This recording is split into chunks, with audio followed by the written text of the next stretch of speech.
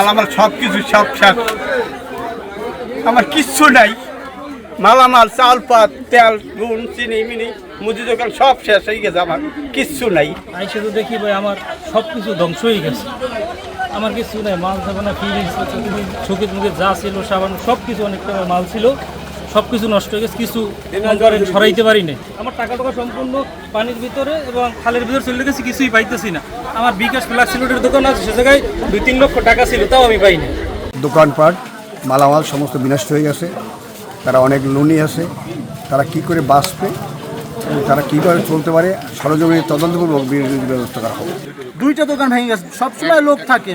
আজকে আল্লাহ ভালো পাইছে যে ওই লোকগুলো দোকানের ভিতরে ছিল না, দোকান পুরো ভেঙে শেষ হয়ে গেছে, তছনছ হয়ে গেছে।